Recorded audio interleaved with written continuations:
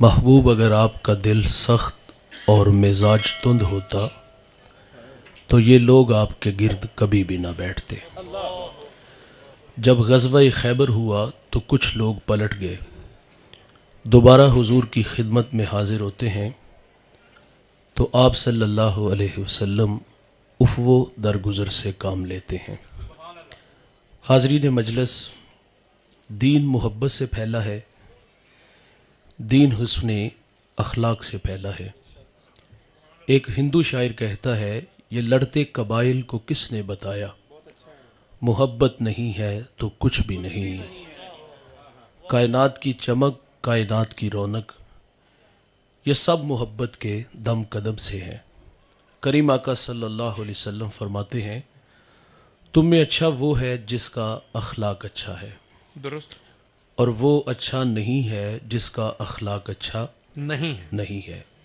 بارگاہ رسالت معاذ صلی اللہ علیہ وسلم میں ایک خاتون کا تذکرہ کیا گیا کہ بندہ نواز صوم و صلات کی پابند ہے، لیکن اس کی زبان کے فتنوں سے ہمسایہ محفوظ نہیں۔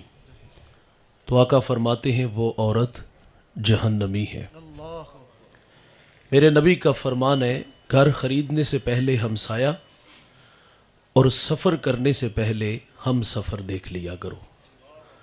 ہمسایہ اچھا نہ ملے تو زندگی عذاب ہو جاتی ہے، اور آپ ان لوگوں سے پوچھ کے دیکھ لیں جو اس عذاب میں مبتلا ہیں۔ ہمسایہ صرف اتنا کہہ دینا کہ ڈیک کی آواز تھوڑی سی ہلکی کر دو، تو اس بات پہ ناراض ہو جائے گا کہ گانا میرے گھر میں چل رہا ہے، تمہیں کیا تکلیف ہے؟ اور پھر وہ ضد میں آ کے اوباش لڑکوں کو مکان کی چھت پہ لے چڑھے گا اور اس شریف آدمی کی بیٹیوں کو چھیڑے گا، آوازیں کسے گا، کبھی اس کے دروازے کے سامنے گندگی پھینک جائے گا، کبھی روڑے اٹکائے گا۔ تو اس لیے فرمایا، گھر خریدنے سے پہلے ہمسایہ دیکھ لو، ہمسایہ دیوار کا ہے یا سرحد کا، اچھا نہیں تو زندگی عذاب ہے۔ اور اگر کسی کو اچھا ہمسایہ میسر آ جائے تو یہ بہت بڑی دولت ہے۔ ابو حمزہ ایک بہت بڑے محدث گزرے ہیں، ان کے بارے میں مشہور تھا، لوگ کہتے تھے یہ نشہ بیچتے ہیں۔ وہ کوئی منشیات کا کام نہیں کرتے تھے، بلکہ جب وہ حدیث رسول بیان کرتے تو لوگوں پہ نشہ طاری ہو جاتا تھا۔ ابو حمزہ کا ہمسایہ اسے بامر مجبوری مکان فروخت کرنا پڑ گیا، اور اس نے باہر لکھ کے لگا دیا۔ ہم بھی لکھ دیتے ہیں مکان برائے فروخت، خریدار آتے ہیں، بحث ہوتی ہے، بات سمجھ میں آئے تو خرید لیا جاتا ہے، ورنہ چھوڑ کے چلے جاتے ہیں۔ اس نے رولا مکایا نا، اس نے باہر لکھ کے لگا دیا کہ 2000 درہم میرے مکان کی قیمت اور 2000 درہم ابو حمزہ کی ہمسائیگی کا لوں گا۔ تو لوگوں کی ایک لمبی لائن لگ گئی 4000 دینار دینے کے لیے، اور جب ابو حمزہ کو پتا چلا کہ میرا ہمسایہ، میرا گوانڈی مکان بیچ کے یہاں سے جا رہا ہے، تو آپ نے خادم کو 4000 دینار دیے، فرمایا جلدی جاؤ اور یہ میرے ہمسائے کو دے آؤ، اور اسے کہنا کہ یہ ویسے ہی رکھ لو لیکن مجھے چھوڑ کے نہ جانا۔ یار کتنا اچھا ہمسایہ۔ اچھا کچھ ہمسائے گلی محلہ بستی شہر کیا دنیا ہی چھوڑ جائے نا تو لوگ اللہ کا شکر ادا کرتے ہیں، نفل پڑھتے ہیں، دیگے چڑھاتے کہ فتنہ زمین میں چلا گیا۔ بھائی جان، جیو شان سے، مرو ایمان سے۔ اگر ہمسایہ ہمسائے کی شرارتوں سے نہیں محفوظ تو اس خاتون کو پیش نظر رکھیے گا۔ تذکرہ خاتون کا ہے بھائی، نمازیں بھی ہیں، روزے بھی ہیں، لیکن زبان کا زہر کوبرا سانپ سے بھی زہریلا ہے، تو فرمایا جہنمی ہے۔ اسی طرح ایک اور عورت کا تذکرہ کیا گیا کہ معمول کی نمازیں، معمول کے روزے، لیکن ہمسایہ اس سے بڑا مطمئن ہے، تو میرے نبی فرماتے ہیں وہ عورت جنتی ہے۔ جنت کا معیار کیا ہے دوست؟ اچھے اخلاق ہیں، میٹھے بول ہیں۔ امام منذری الترغیب والترہیب میں ایک روایت لائے ہیں، یہ 6 صدی کے محدث ہیں، حدیث کی معتبر کتاب ہے۔ بارگاہ رسالت معاذ صلی اللہ علیہ وسلم میں ایک شخص حاضر ہوا جس کا نام نامی اسم گرامی جابر بن سلیم رضی اللہ تعالیٰ عنہ ہے۔ پہلی ملاقات تھی حضور سے، اور اللہ نے اپنے محبوب کو یہ کمال بخشا تھا کہ آپ پہلی ہی ملاقات میں اپنا بنا لیتے تھے۔ ان کے بول بہاروں جیسے اور اصحاب ستاروں جیسے مٹھیاں مٹھیاں بولیاں مدنی ڈول دیاں کناں دے وچ رہندیاں مشری گول دیاں لب کے لے آواں کتھوں سونا تیرے نال دا دنیا تے آیا نہ کو تیری مثال دا میٹھی میٹھی باتیں سنی من میں اتری ایمان نصیب ہوا جانے لگے تو عرض کرتے آقا میرے دامن میں حکمت کے موتی ڈال دیجئے بھائی جان جو شخص ابھی ابھی ایمان لایا ہے اس کو میرے نبی نے پہلی نصیحت کیا فرمائی نماز پڑھا کرو روزے رکھا کرو موسم حج جائے تو حج کے لیے نکلو مال کے نصاب ہو تو زکوٰۃ دو جو شخص ابھی ابھی ایمان لایا ہے اس کو سب سے پہلی نصیحت یہ فرمائی لا تسبن احدا فرمایا جابر کسی کو گالی نہ دینا اس کو اخلاق سکھائے اور آپ فرماتے پھر میں نے ساری زندگی کسی جانور کو بھی گالی نہیں دی انتہائی معذرت سے کہوں گا ہمارے بچے بولنا سیکھتے ہیں تو گالیاں سیکھتے ہیں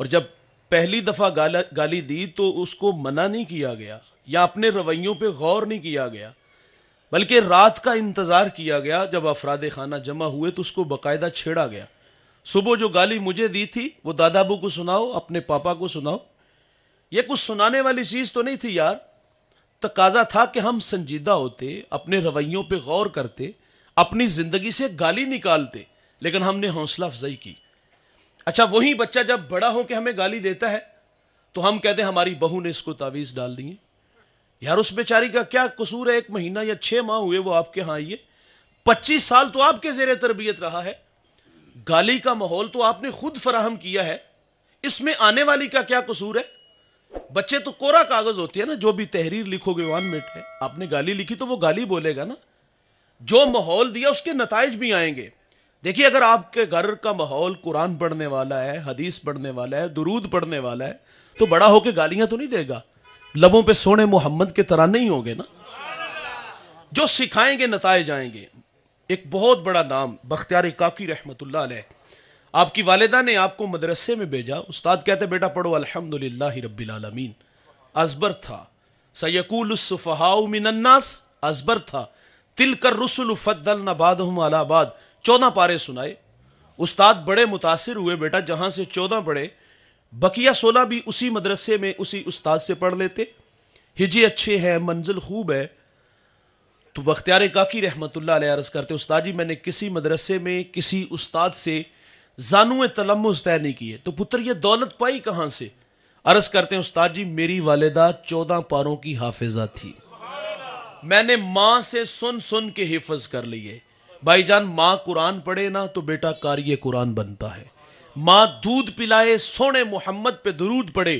تو بیٹا دشت نینوا کو میدان کربلا بنا دیتا ہے سکھائیں گے جو اس کے نتائج ضرور آئیں گے ایک بہت بڑا بلکہ ٹیچر ایک دن کلاس میں اپنے بچوں سے سوال کرتا ہے کہ بڑے ہو کر کیا بنو گے کسی نے ڈاکٹر کہا کسی نے انجینئر کہا کسی نے کچھ کہا اور ایک بچہ کہتا ہے میں بڑا ہو کر صحابی رسول بنوں گا یہاں جھٹکا لگا نا کہ صحابی تو وہ ہوتا ہے جس نے حضور کا زمانہ پایا ہو سر کی آنکھوں سے دیکھا ہو اور اس سے سوال کیا بیٹا تو 14 صدیوں کے فاصلے پہ کھڑا ہے لیکن بتا تیرے دل میں یہ شوق کیسے پیدا ہوا تو وہ بچہ کہتا ہے استاد جی میری والدہ روزانہ سونے سے پہلے ایک صحابی رسول کا واقعہ سنا کے سوتی ہے تو میرے دل میں شوق پیدا ہوا ہے میں بڑا ہو کر صحابی بنوں معذرت سے کہوں گا بھائی ہم نے اپنے صحابہ کی محبت سکھائی ان کے تذکرے سکھائے ان کی سیرت سکھائی نہیں سکھا سکے کیونکہ ہمارے پاس وقت ہی نہیں ہے ہم مزدور ہیں ہم تاجر ہیں ہم بزنس مین ہیں ہم 8 گھنٹے کاروبار کو دیتے ہیں اور 2 گھنٹے جو نیند سے پہلے ہمارے پاس ہوتے ہیں نا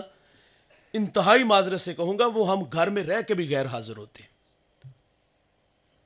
ہمارا کہنا ہے بھائی 2 گھنٹے جو دیے ہیں گھر میں موبائل کی جان چھوڑو اس کو سرانے کے نیچے دباؤ اس کو گولی مارو 2 گھنٹے اپنے بچوں میں گزارو اور روزانہ کی بنیاد پہ جس طرح ٹیچر ایک نیا سبق کلاس میں لے کے آتا ہے آپ بھی روزانہ کی بنیاد پہ لے کے آؤ کہو آؤ بچوں چٹائی بچھاؤ آؤ آج ابو بکر کی باتیں کرتے ہیں عمر فاروق کی باتیں کرتے ہیں عثمان غنی کی باتیں کرتے ہیں مولا علی کی باتیں کرتے ہیں آپ سکھاتے تو نتائج آتے میں اور آپ جس دور سے گزر رہے ہیں یہ فتنوں کا دور ہے ابھی تذکرہ کر رہے تھے ہمارے نقیبی محفل اور گلی گلی فتنے ہیں اسلام آباد کے اندر جو ہوا اور جو کراچی میں جو حالات پیدا ہوئے صحابہ کو گالیاں نہیں دی گئی یہ آوازیں آپ نے سنی نا کہ 6 صحابہ کے علاوہ سب جہنمی ہیں وہ مفاد پرست تھے حق غصب کیا گیا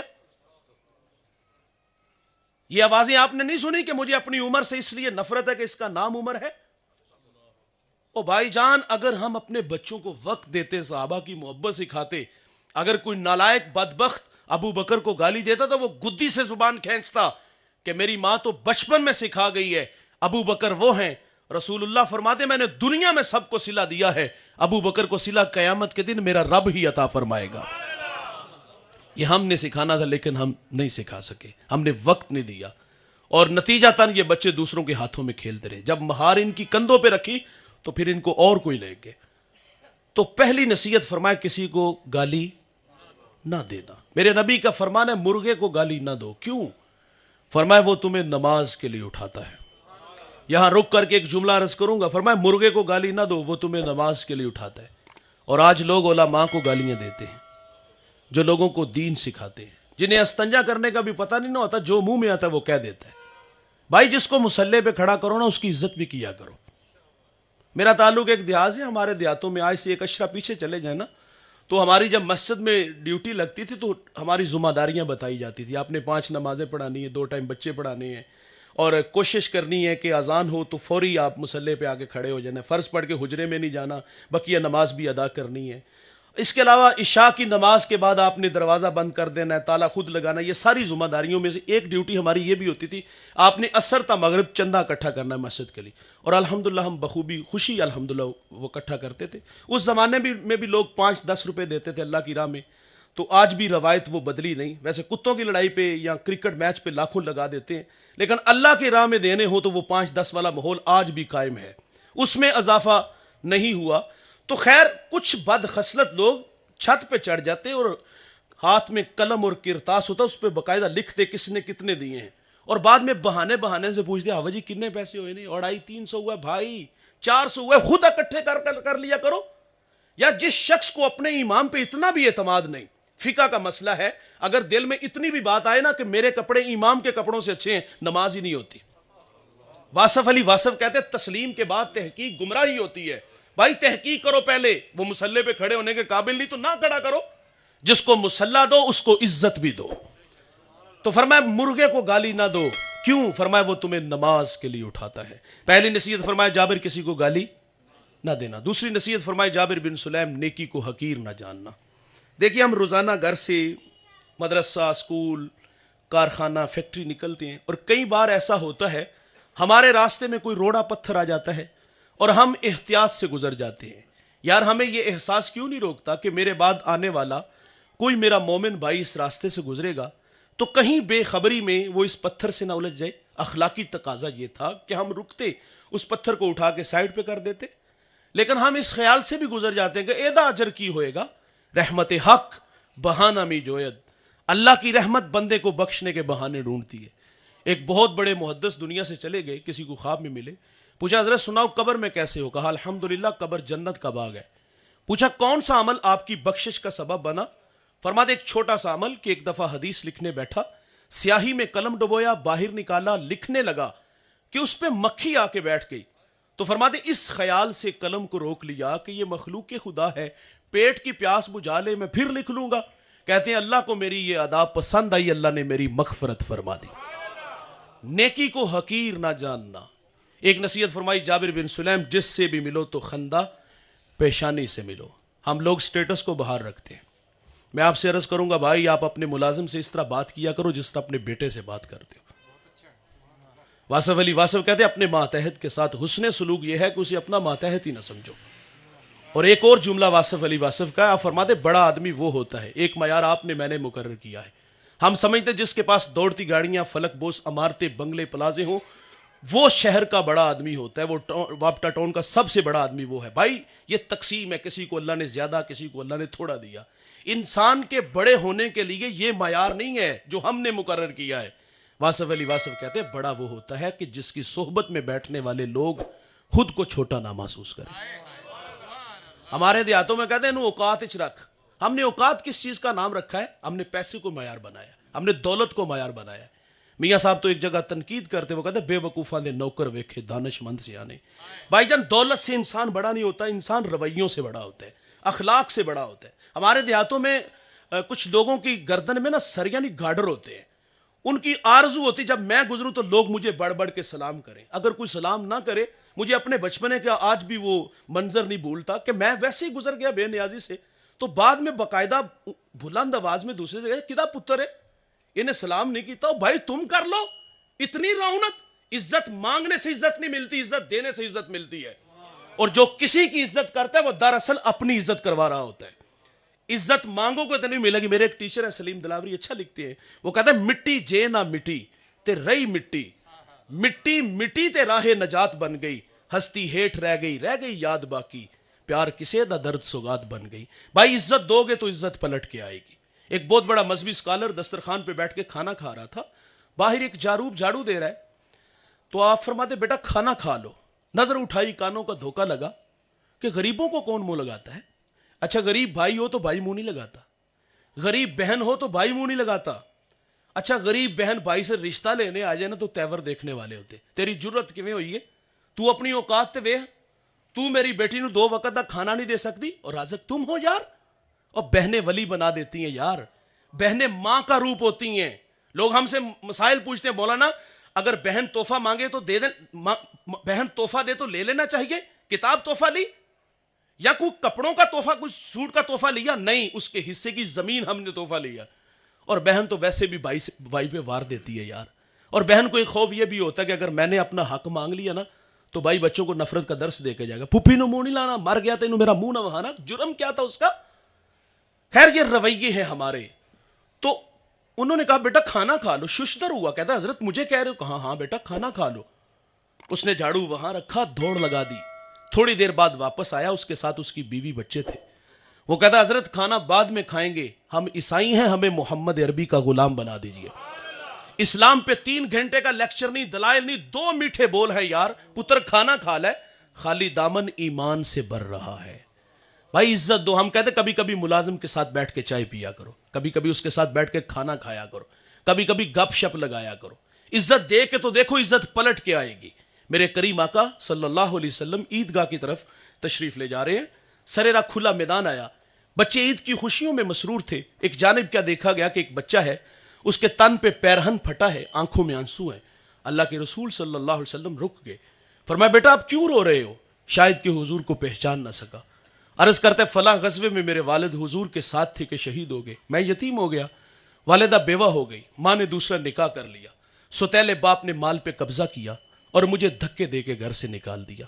میرے نبی فرماتے بیٹا کیا تو اس بات پہ راضی نہیں کہ محمد تیرے باپ لگے, عائشہ تیری ماں لگے, فاطمہ تیری بہن لگے, علی چچا اور حسن و حسین تیرے بھائی لگے.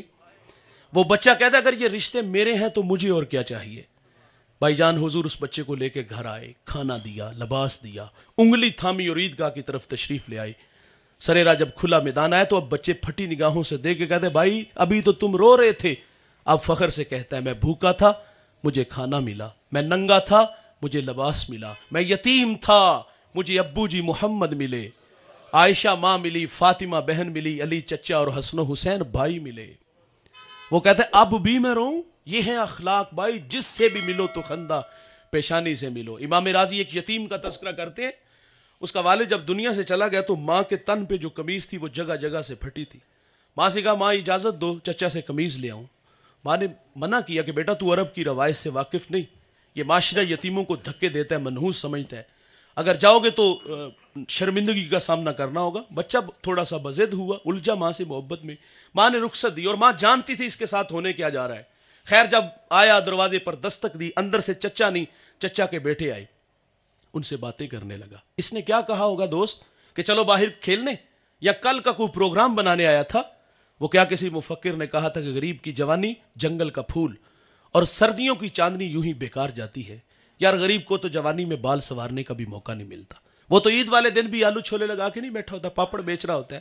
یقیناً یہی کہا ہوگا کہ تمہاری چچی کے تن پہ قمیض جگہ جگہ سے پھٹی ہے اور میں سوالی بن کے آیا ہوں, مجھے ایک قمیض دے دو. ابھی یہ باتیں ہو رہی تھی کہ چچا آیا, اپنی دہلیز پہ یتیم کو دیکھا, کیا بچھڑا بھائی یاد آیا, کیا آنکھیں نمناک ہوئی, کیا دل میں کوئی گداز اترا, کیا شفقت کے بازو پھیلے.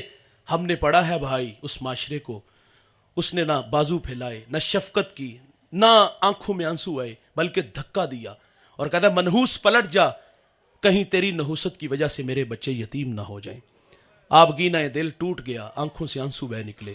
میرے نبی فرماتے جب یتیم روتا ہے تو اللہ کا عرش بھی کانپ اٹھتا ہے۔ وہ دکھتا ہوا دل لے کے واپس پلٹا، سر راہ حضور کے غلام سے ملاقات ہوئی، کہا پتر تینوں کنے رویا ہے؟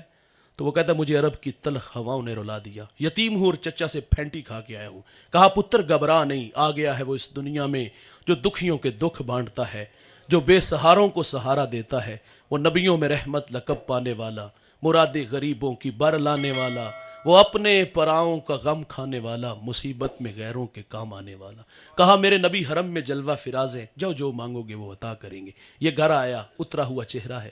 ماں نے کہا تجھے منع کیا تھا بیٹا، بڑا بے رحم معاشرہ۔ کہا ماں تو سچ کہتی ہے، لیکن سنا ہے اس شہر مکہ میں ایک شخصیت ایسی ہے جو مانگو وہ عطا کرتے ہیں۔ کہا کون ہے؟ کہا زمانہ اس کو محمد صلی اللہ علیہ وسلم کے نام سے جانتا ہے۔ ماں چونک سی جاتی، کہتی نہیں جانے دوں گی بیٹا۔ کہا کیوں ماں؟ تو والد آگے سے کہتی میں نے سنا ہے جو اس سے ملتا ہے وہ اپنی باتیں بھول جاتا ہے اور اس کے دین دھرم کو قبول کرتا ہے۔ اس نے کہا ماں قمیض لینی ہے دے دیں گے، ٹھیک نہیں تو لوٹ آؤں گا۔ یہ بچہ حضور کی خدمت میں حاضر ہوا۔ بھائی جان مانگنے کے کچھ آداب ہوتے ہیں نا، سائل آپ کے دروازوں پر بھی آتے ہیں، ہمارے دروازوں پر بھی آتے ہیں۔ ہمیں کیا کچھ نہیں کہا جاتا، سیٹھ صاحب، شیخ صاحب، مولانا صاحب، بچوں کو دعائیں، کاروبار کے لیے دعائیں، پھر مٹھی آٹا یا 2 آنے ملتے ہیں۔ اس بچے پہ کچھ تقاضے تھے دوست، یتیمی کا داغ دکھاتا، اپنوں کے رویے بتاتا، پھر سر راہ ملنے والے آپ کے غلام کی کہانی چھیڑتا۔ میں نے آپ کے بارے میں سنا ہے آپ بڑے رحیم ہو، بڑے کریم ہو، جو مانگو عطا کرتے ہو۔ یار اتنا تو حق تھا نا اس کا، لیکن اس نے کوئی ایسی بات نہیں کی، بلکہ آگے کہتا ہے جناب والا میں نے آپ کے دین کو قبول نہیں کرنا، میں آپ سے ایک قمیض لینے آیا ہوں۔ میری ماں کے تن پہ جو قمیض ہے وہ جگہ جگہ سے پھٹی ہوئی ہے۔ آقا ناراض نہیں ہوتے یار، قمیض کے بٹن کھولتے ہیں، اتارتے ہیں اور اس یتیم کو عطا فرما دیتے ہیں، اور پھر یوں بازو پھیلا کے فرمایا آجو بیٹا میں محمد کے سینے سے لگ جاؤں، اور جس سے بھی ملو تو خندہ بلا امتیاز ملا کرو۔ یار یہ امیر ہے، یہ غریب ہے، یہ کمی ہے، یہ چودھری ہے، آپ جس سے بھی ملو مسکرا کے ملو۔ یہ میرے رسول صلی اللہ علیہ وسلم کی سنت ہے۔ ایک نصیحت فرمائی جابر بن سلیم، کسی کو شرمندہ نہ کرنا، اور ہم لوگ قدم قدم پہ کرتے ہیں۔ میں اپنے بازار سے گلی کی نکر تک پہنچا تو ایک شور سنائی دیے گا، وہاں رک گیا اور ایک چیخ چیخ کے دوسرے کو رسوا کر رہا تھا۔ میں نے کہا خیریت؟ تو کہتے ہیں اس نے قرض لینا ہے، آج یہ ہتھے چڑھا ہے۔ اچھا بعض لوگوں کی عادت ہوتی ہے قرض لے لیتے ہیں واپس نہیں کرتے، یہ بری بات ہے، لیکن لینے والے کو بھی تھوڑا سا خیال کرنا چاہیے کہ ایسے زاویے میں اس سے تقاضا کرے کہ اس کی عزت نفس کا لحاظ اسے نہیں ہے تو کم از کم آپ کو تو کر لینا چاہیے۔ لیکن میرا خیال تھا کہ رقم بہت بڑی ہوگی اس لیے رسوا کر رہے۔ خیر جب میں نے کہا رقم لینے کتنے پیسے، وہ کہتا ہے 150 روپے۔ وہ بھائی جان 150 کی اوقات کیا ہے یار؟ اللہ کے بندے کو 50 لوگوں میں رسوا کر کے رکھ دیا۔ ہم قدم قدم پہ ذلیل کر دیتے۔ یہ تو بازار کا ماحول ہے، کبھی مسجدوں کا ماحول دیکھو۔ ایک بندہ گناہ چھوڑ کے مسجد میں آئے نا، دیکھیے انسان کی فطرت میں بھول جانا ہے، گناہ چھوڑ کے بندہ مسجد میں آئے۔ اچھا گناہ گار کے لیے امتحان ایک نہیں 2 ہوتے ہیں، اس کے پاس ماضی کی کچھ یادیں ہوتی ہیں، تلخیاں ہوتی ہیں۔ وہ تو بیچارہ کسی کو تبلیغ کر رہا ہو نا، تو کوئی پرانا دوست مل جائے تو اس کی تبلیغ کو غیر مؤثر کرتا ہے۔ وہ راتیں بھول کے جب رنڈیوں کے ساتھ گزارتے تھے، شراب خانے میں گزارتے تھے، وہ بیچارہ دکھی ہو کے مسجد میں آتا ہے کہ چلو وہاں زبانیں شائستہ ہوں گی، وہاں جاؤں گا تو عزت کی جا پہ کھڑا کریں گے۔ لیکن جو ہی اس کے قدم مسجد میں آئے تو حال مسجد میں بھی بڑا برا تھا۔ ہمارے رویے بھی بڑے تلخ نکلے۔ ہم نے کہا لو 100 چوہے کھا کے بلی حج نو چلی، تینوں مسجد راہ کی نے وہایا، چور چوری چھوڑ دیتا، ہیرا پھیری نہیں چھوڑتا، جوتے چرانے آئے ہو۔ وہ بھی بیچارہ کہتا ہے اب جاؤں تو کہاں جاؤں، نہ مسجد کے نمازی جینے دیتے نہ پرانے یار جینے دیتے۔ ہم نے بھی قدم قدم پہ رسوا کیا۔ مسجد میں آئے تو شرمندگی والا ماحول، ہم نے بازار میں دیکھا تو وہاں بھی تڑپتا ماحول دیکھا، اور ہم نے گھروں کا ماحول دیکھا تو وہ اس سے بھی زیادہ سلگتا ہوا تھا۔ اور بالخصوص یہ جو سسرال کا ماحول ہے، معذرت سے کہوں گا یہ بڑا ہی تلخ ماحول ہے۔ یار بہو سے چینی کا کپ ٹوٹ جائے نا، کیا اوقات ہے اس کی، تو رویے دیکھنے والے ہوتے ہیں۔ گھر سے لائی ہوتی تو تجھے قدر ہوتی، جو ماں نے دیے ہیں وہ استعمال کر، اور کسی بات پہ جھگڑا ہونا تو ہم کہتے ہیں بلاؤ دے پچھلیاں نو۔ بوڑھے ماں باپ سامنے بیٹھے ہوتے ہیں، تڑ تڑ زبان چلتی ہے۔ میں جوانوں سے مخاطب ہوں، میرے نبی فرماتے تمہارے 3 باپ ہیں، ایک جس نے جنم دیا، ایک جس نے تعلیم دی، اور تیسرا فرمایا وہ ہے جس نے تمہیں اپنی بیٹی دی۔ یار سسر بھی باپ ہوتا ہے، اور یہ کوئی اچھا طریقہ کہ آپ گھر میں بلا کے رسوا کر رہے ہو؟ آپ بات کر سکتے ہو، یہ ہماری بات نہیں مانتی، آپ بھی سمجھائیں، ہم بھی سمجھاتے ہیں اسے۔ تڑ تڑ زبان چلتی ہے، اور پھر بوڑھے بیچارے کیا کرتے، سر سے پگڑیاں اتارتے، ماں چادر رکھ دیتی، جی معاف کر دو جی، اور پھر وہ رونق بھرا لہجہ سامنے آتا ہے، یہ آخری بار ہے، آئندہ ہوا تو اس کو اپنے گھر میں رکھنا. اور پھر وہ بیٹی کے آگے بھی ہاتھ جوڑتے ہیں، پتر سرخ جوڑا پا کے اسے سفید پا کے کورج ٹر جائی. وہ بھی کہتے ہیں یہ کیسے ماں باپ ہے، کبھی تو میں گھر کی رونق تھی، جگر کا ٹکڑا تھا، آج یہ بھی مجھے یہاں مرنے کی دعوت دے رہے ہیں. کیا ان کے پاس 2 وقت کا کھانا نہیں، رہنے کے لیے ایک چارپائی نہیں؟ وہ اپنی بیٹی کو سمجھاتے ہیں، پتر تیری ابھی 2 بہنیں گھر میں بیٹھی ہیں، اگر تو طلاق لے کے آ گئی تو ان کا رشتہ کون دیکھنے آئے گا؟ تو پھر ساری زندگی مارے کھاتی رہتی، دکھ سہتی رہتی ہے. اگر کوئی زخم ملے سسرال والوں سے تو پھر بہانہ بنا لیتی، سیڑھیوں سے گری اور دکھ سہ سہ کے قبروں میں چلی جاتی ہے. یہ اتنا سلگتا ماحول ہے ہمارے گھروں کا. اس قدر اذیت دیتے ہیں ہم لوگوں کی بیٹیوں کو. اچھا کچھ بیٹیاں دکھ تو سہتی، ساتھ تانے بھی سہتی ہیں، اور اللہ تعالیٰ ویسے معاف فرمائے. وہ تانے کیا ہوتے ہیں؟ کچھ بیٹیاں ایسی ہوتی جن کے باپ شرابی ہوتے، کچھ بہنیں ایسی ہوتی جن کے بھائی شرابی ہوتے. وہ ساری زندگی شرابی کی بیٹی اور شرابی کی بہن بھی کہلاتی ہے. ہم خدا کے بھی مجرم بنتے، بہن بیٹی کے بھی مجرم بنتے. اور کچھ بیٹیاں ایسی ہوتی ہیں جن کے ہاں اولاد نہیں ہوتی. اولاد کون دیتا ہے دوست؟ اللہ دیتا ہے نا، اس میں اس کا کیا اختیار ہے؟ اللہ کی مرضی کسی کو امتحان میں ڈال دے. اولاد نہ ہو تو نہیں جینے دیتے. اور ہم نے بے اولاد عورتوں کا حشر سسرال میں جو دیکھا ہے نا، وہ جانوروں سے بدتر دیکھا ہے. ان کے نوالے بھی گنے جاتے ہیں یار. اولاد نہ ہو تو نہیں جینے دیتے، ہو تو بیٹیاں ہو تو پھر بھی نہیں جینے دیتے. میں نے اللہ سے دعا کی، یا اللہ مجھے پہلی بیٹی عطا کرنا، تو اللہ نے میری دعا قبول کی، اللہ نے مجھے بیٹی دی. ہم ہاسپٹل میں تھے تو ساتھ والے کمرے سے رونے کی آواز آئی، تو میں نے ماں جی سے کہا دیکھیں اللہ خیر کرے، ماں چل بسی یا بچے کو کچھ ہوا. تو مجھے واپس آ کے بتاتی جی 4تھی بیٹی ہوئی ہے. بھائی ہم تو ایک انگلی بھی نہیں بنا سکتے یار. تقدیر سے کس بات کا الجھاؤ؟ نہ ہو تو نہیں جینے دیتے، بیٹیاں ہو تو پھر بھی نہیں جینے دیتے. اچھا اگر نہ ہو تو ہمارے جوان کہتے تو میری وجہ تو رہ رہی ہیں، ورنہ گھر والے تو کہتے اس کو فارغ کرو، تیرے لیے کوئی لڑکیوں کی کمی ہے؟ ٹیشو ہے جسے یوز کیا پھینک دیا، یہ گڈی گڈے کا کھیل ہے، تماشا ہے کوئی؟ یہ امتحان ہماری بہن بیٹی کے ساتھ بھی تو ہو سکتا ہے نا یار. رویوں میں اتنی تلخیاں کہاں سے آ گئی یار؟ ہم تقدیر سے کیوں الجھتے ہیں؟ بیٹیاں ہوں تو نہیں جینے دیتے، اور پھر چھوٹی چھوٹی باتوں پہ ہم جھگڑے اتنے بڑے کر لیتے ہیں کہ سارے خاندان کو جمع کر کے رسوا کرتے ہیں. میں ایک جھگڑا تھا وہاں میں بھی حاضر ہوا، بات سنی تو اتنی بڑی بات نہیں تھی، میں نے کہا چلو جی معاف کر دو. یقین جانو رونق بھرا لہجہ، اس خاتون نے، اس بڑھیا نے پاؤں سے جوتا اتارا، اس کے بھائی کے منہ پہ مارا، اور آواز کیا تھی؟ جتی پوری آئی نہ آئی تے لا کے سڑ چھڑی. میں سر پکڑ کے بیٹھ کے کوئی مرد بات کرتا تو میں بحث کرتا، اس عورت سے کیا بحث کروں؟ ایک عورت کے بارے میں یہ کہہ رہی ہے، اور میرے نبی تو عورت کو عزت دیتے ہیں بھائی. سید عائشہ رضی اللہ تعالیٰ عنہ پانی نوش فرما رہی، حضور فرماتے اس میں سے کچھ بچا لینا. انہوں نے بچا لیا. فرمایا کہاں ہونٹ رکھ کے پانی پیا؟ عرض کی حضور یہاں لب رکھے، میرے محمد وہیں لب رکھ کے پانی پیتے ہیں. حضور عورت کو عزت دے، ہم پاؤں کا جوتا کہیں. ایک بات یاد رکھیے گا جوانوں، میاں بیوی اور تیسرا اللہ، جب تک یہ 3 ہوتے ہیں نا گھر نہیں برباد ہوتے. ہماری زندگی میں جب کوئی چوتھا بندہ آتا ہے تو گھر برباد ہو جاتے. مجھے ایک دوست کہتا ہے جی میرا فیصلہ میرے بہنوئی کریں گے اور بڑی ہمشیرہ کریں گی. میں نے کہا بہنیں ماں کا روپ ہوتی ہیں، بہنوئی بھی عزت کی جا پہ ہوتے ہیں. اچھا کچھ گھروں میں بوڑھوں کی نہیں چلتی، ان لوگوں کی بڑی چلتی ہے. وہ بھائی ان کا تو حق، چلو مشورہ دے سکتے ہیں، فیصلہ یہ تو نہیں کریں گے. اگر یہ لوگ فیصلہ کریں گے تو رد عمل کے طور پہ گھر اجڑیں گے بھائی، برباد ہوں گے. تو میں نے اس جوان سے کہا بھائی ناراض نہیں ہونا، مجھے ایک بات بتاؤ، آپ کے منہ میں دودھ کے دانت ہے یا ابھی تک آپ فیڈر پیتے ہو؟ یار ہم فیصلہ کرنے کی بھی طاقت نہیں رکھتے. چھوٹی چھوٹی بات پہ ہم نے کہا باجی تو آدھے پا، تو آدھے تو سمجھا. بھائی آپ میں عقل کوئی نہیں. کچھ فیصلے مرد کو کرنے چاہیے، لیکن جب ہم دوسروں کے کندھوں پہ ڈالیں گے تو پھر رد عمل کے طور پہ جھگڑے کم نہیں ہوں گے، بڑھیں گے. تو یہ میاں بیوی کا حق تھا کہ وہ باہم بیٹھ کے، میرے رسول فرماتے ہیں تمہیں عورت کی کچھ باتیں اچھی نہیں لگتی، کچھ اچھی ہیں، وہ دیکھ کے درگزر کر دیا کرو. لیکن ہمارے ہاں ایسا نہیں ہوتا، ہم ذلیل کر کے رکھ دیتے ہیں. تو کچھ فیصلے ہمیں خود کرنے چاہیے. گھروں کو اجڑنے سے ہم نے خود بچانا ہے بھائی. مجھے بڑا اچھا لگا، میں نے حضرت طلحہ بن عبید اللہ رضی اللہ تعالیٰ عنہ کی زوجہ کو پڑھا. آپ فرماتی میرے شوہر میں 6 خوبیاں ہیں جس وجہ سے میں نے ان سے نکاح کیا، اور یہ ہر شوہر میں ہونی چاہیے.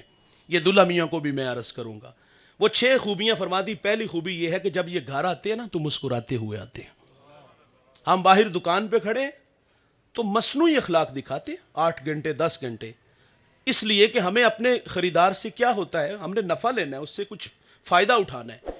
یار جس نے آپ کے پورے خاندان کو سنبھالا ہوا ہے، آپ کے بچوں کو، آپ کے والدین کو، گھر میں آپ کی بہنیں آئیں تو ان کی تعظیم کرتی ہے، جس سے نفع زیادہ ہے گھر میں آئے تو ہم فیرونی لہجے رکھتے ہیں۔ 8 گھنٹے مصنوعی اخلاق دکھاتے رہے، یہاں بھی تو تھوڑی دیر کے لیے مسکرا کے ملو نا۔ فرماتی اچھی عادت یہ ہے کہ گھر میں آتے ہیں تو مسکراتے ہوئے آتے ہیں، اور جب یہ گھر سے جاتے ہیں تو مسکراتے ہوئے جاتے ہیں، آتے بھی مسکراتے جاتے بھی مسکراتے۔ اور تیسری خوبی آپ فرماتی میرے شوہر کی اچھی عادت یہ ہے کہ یہ بخل نہیں کرتے، خرچ دینے میں بخل نہیں کرتے۔ اچھا ہم بار دوستوں میں 10,000 کا کھانا کھائیں گے، مری میں 2 لاکھ اڑائیں گے، گھر میں 100 50 500 ہزار دیں گے تو اس کا بھی حساب لیں گے۔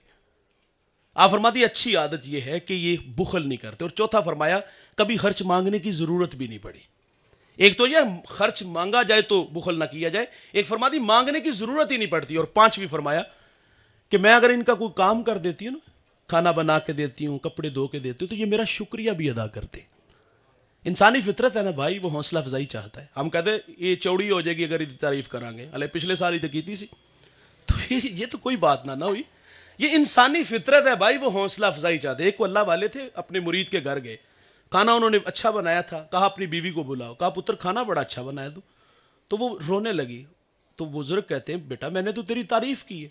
وہ کہتی ہے آپ کی بات پہ رونا نہیں آیا، رونا اس شخص پہ آیا جس کے نکاح میں 20 سال ہو گئے، انہیں کدی نہیں کیا تو کھانا بڑا اچھا بنایا۔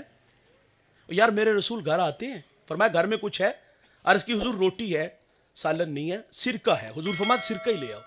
میرے نبی سرکے کے ساتھ کھانا کھاتے ہیں اور کیا فرماتے، واہ واہ سرکہ تو بڑا ہی اچھا سالن ہوتا ہے، سرکہ تو بڑا ہی اچھا سالن ہوتا ہے۔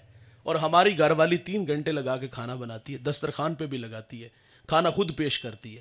کھانے میں اگر کوئی نمک مرچ کی کمی بیشی ہو تو رویے دیکھنے والے، برتن اٹھا کے ہم دیوار سے مارتے ہیں، تیری ماں نے تینوں کھانا بنانا نہیں سکھایا؟ بھائی جان آپ کو کسی نے بولنا بھی نہیں سکھایا؟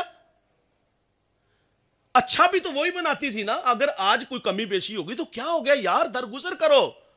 فرماتی میرے شوہر کی اچھی عادت یہ ہے کہ میں ان کا کوئی کام کرتی ہوں تو یہ میرا شکریہ ادا کر۔ اور چھٹی بات بہت بڑی بات ہے، آپ فرماتی ان کی اچھی عادت یہ ہے کہ اگر مجھ سے کوئی غلطی ہو جائے نا، خطا ہو جائے تو یہ بہت جلد معاف کر دیتے ہیں۔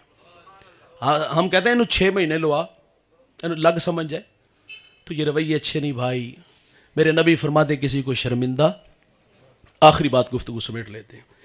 اللہ کے رسول صلی اللہ علیہ وسلم کی اقتداء میں صحابہ نماز کے لیے کھڑے، جماعت کا ٹائم ہے، ایک صحابی کی ہوا خارج ہو گئی، وہ اٹھ کے وضو خانے جانے لگے، ظاہر ہے اٹھتے تو نمایاں ہوتے، ابھی وہ اٹھنا ہی چاہ رہے تھے کہ حضرت عبداللہ ابن عباس رضی اللہ تعالیٰ عنہ عرض کرتے آقا اگر اجازت ہو تو ہم سب جا کے وضو بنائیں۔ یار اب کیا خبر کہ کس کی ہوا خارج ہوئی ہے، شرمندہ ہی نہیں ہونے دیا۔ اللہ تعالیٰ سے دعا ہے اللہ ہمیں اچھے اخلاق عطا فرمائے۔ کائنات کے معتبر عزت کے لائق وہ ہیں جن کے پاس اچھے اخلاق ہیں۔ تیرا